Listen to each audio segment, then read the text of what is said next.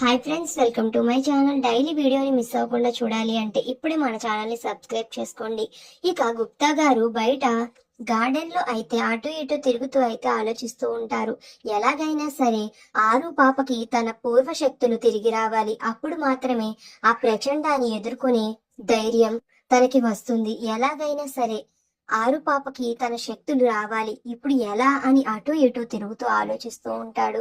ఇక అప్పుడే చిత్రగుప్త గారికి ఒక ఆలోచన వస్తుంది. అవును, ఆ పరమశివుడి ప్రసాదం అయిన ఆ రుద్రాక్ష మాలను ఆరు పాప తాకితే తనకి పూర్వ శక్తులు తనకి వస్తాయి. ఎలాగైనా సరే ఈ రోజు ఆరు పాప ఆ రుద్రాక్ష మాలను తాకేలా చెయ్యాలి అని అయితే చిత్రగుప్త గారు అటు ఇటు తిరుగుతూ ఆలోచిస్తూ ఉంటారు. ఇక అప్పుడే బాగి ఆరు పాప ఇద్దరు కూడా తలస్నానం చేసి దేవుడి మందిరంలోకి వెళ్తారు.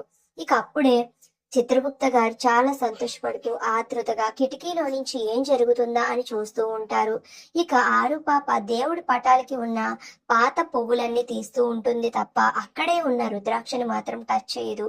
ఇక మిస్సమ్మ అయితే దేవుడికి దీపారాధన చేసి ఇక ఇద్దరు దేవుడిని స్మరించుకుని ఇక అక్కడి నుంచి వెళ్ళిపోతూ ఉంటారు.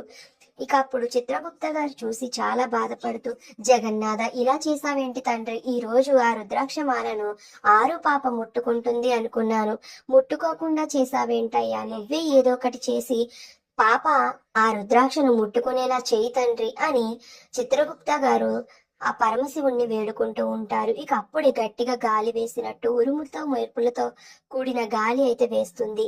ఇక అప్పుడే పరమశివుడి శివలింగం దగ్గర నుంచి పువ్వు అయితే జారి రుద్రాక్షమాల మీద పడుతుంది. ఇక అప్పుడే వెళ్తున్న ఆరు పాప ఒక్కసారిగా ఆగి వెనక్కి తిరిగి వచ్చి మందిరంలోని దేవుడి శివలింగానికి నమస్కారం చేసుకుని ఇక అక్కడ ఉన్న రుద్రాక్షను ముట్టుకోబోతూ ఉంటుంది. మరి ఆ రుద్రాక్షని ఆరిపాప ముట్టుకుని తన పూర్వ శక్తుల్ని తను దక్కించుకోగలుగుతుందా? అసలు ఇప్పుడు ఏం జరుగుతుంది అనేది నెక్స్ట్ వీడియోలో తెలుసుకుందాం. ఇంతకీ ఈ రోజు పెట్టిన ముగ్గు మీకు నచ్చిందా?